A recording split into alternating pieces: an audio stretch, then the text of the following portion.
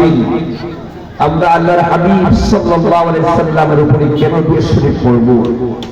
হাদিসে পাকের মধ্যে রয়েছে وعن ابن مسعود رضي الله عنه أن رسول الله صلى الله عليه وسلم قال أول الناس بيوم القيامة أكثر علي الصلاة আল্লাহর হাবিব সাল্লাল্লাহু আলাইহি ওয়াসাল্লাম বলেছেন, যে ব্যক্তি আমার উপরে যত বেশি দুরূদ শরীফ পড়বে কাল কিয়ামতের কঠিন ময়দানের মধ্যে সেই ব্যক্তি তত আমার নিকটে থাকবে উচ্চ আওয়াজে বলি সুবহানাল্লাহ। তাহলে দুনিয়ার জমিনের মধ্যে আমরা যদি দুরূদ শরীফ পড়তে পারি তাহলে পরকালে কামিয়াবি রয়েছে। এই হাদিসে পাকের মধ্যে রয়েছে বেশি বেশি দুরূদ শরীফের কথা। বেশি বেশি দুরূদ শরীফ পড়লে কিয়ামতের ময়দানে আল্লাহর হাবিব সাল্লাল্লাহু আলাইহি সাল্লামের অতি নিকটে থাকা যায়। তার দুরূদ শরীফ পড়ার পদ্ধতি কি হবে?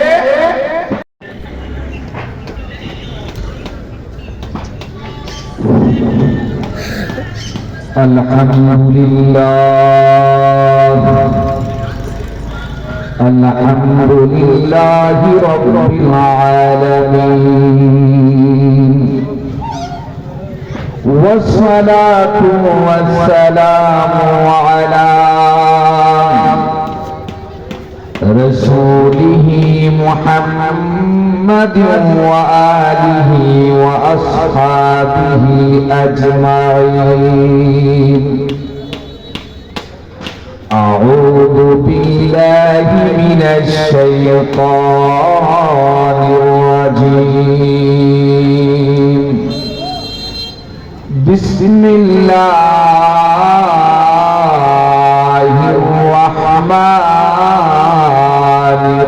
الرحيم. وما خلقت الجن والإنس إلا ليعبدون. إن الله وملائكته يصلون على النبي يا أيها الذين آمنوا صلوا عليه وسلموا تسليما. اللهم صل على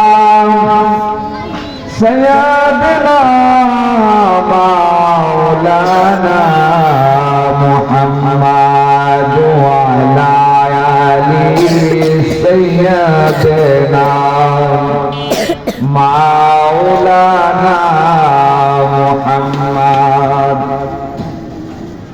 তাই বলি গো নবীর আশাত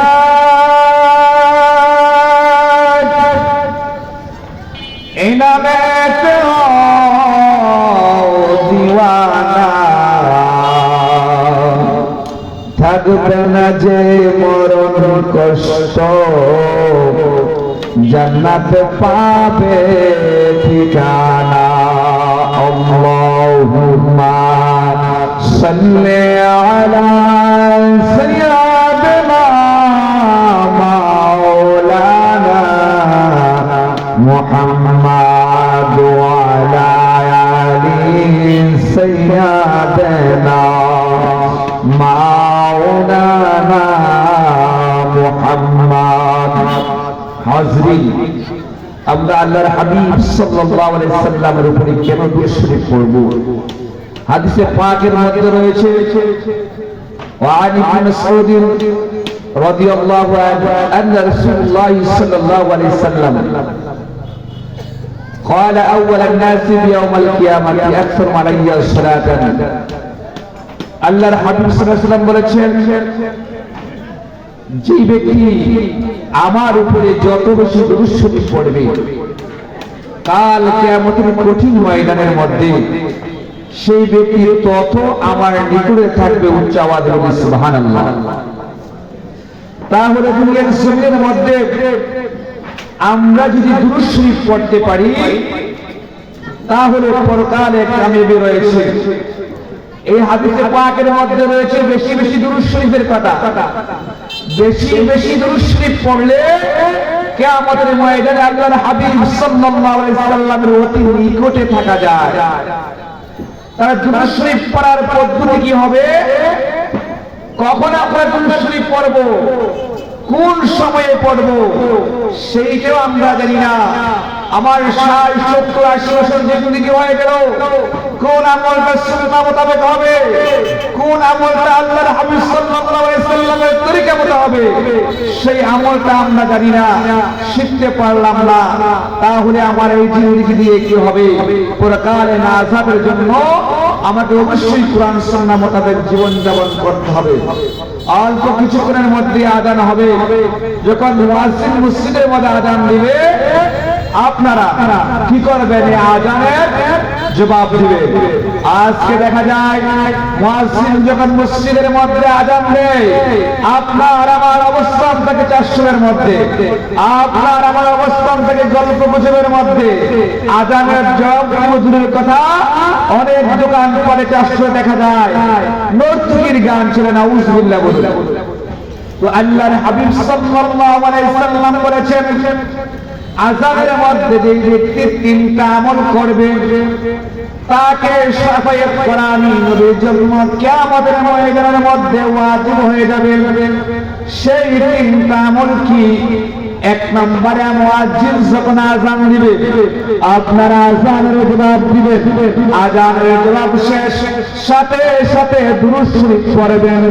দুরূদ শরীফ পড়ার পরে আপনারা দোয়া করবেন, আল্লাহুম্মা রাব্ব হাযিহি দাওয়াতি তাম্মা। এইভাবে দোয়া সমাপ্ত যখন করবেন, আল্লাহর হাবিব সাল্লাল্লাহু আলাইহি সাল্লাম বললেন, এই তিনটা আমল যে ব্যক্তি করবে তাকে আমি শাফায়াত করে কিয়ামতের ময়দানের মধ্যে শাফায়াত করাম আমার জন্য ওয়াজিব হয়ে যাবে। সুবহানাল্লাহ। শুধু তাই নয়, আমরা সালাত আদায়ের জন্য ওযুর প্রয়োজন হয়। আওয়াজ বলুন, কিসের প্রয়োজন হয়? ওযুর প্রয়োজন হয়। ওযু করতে হলে একটা নিয়ম রয়েছে। ওযুর পানি যখন আপনি নেবেন, বিসমিল্লাহ বলে নেবেন। যদি বিসমিল্লাহ বলে আপনি ওযু শুরু করেন, তাহলে আপনার সমস্ত শরীর পাক হবে। আর বিসমিল্লাহ বলে যদি ওযু শুরু না করেন, তাহলে আপনার সমস্ত শরীর পাক হলো না। যতটুকু ধুইলেন, মাথে করলেন, এতটুকু জায়গা পাক হলো।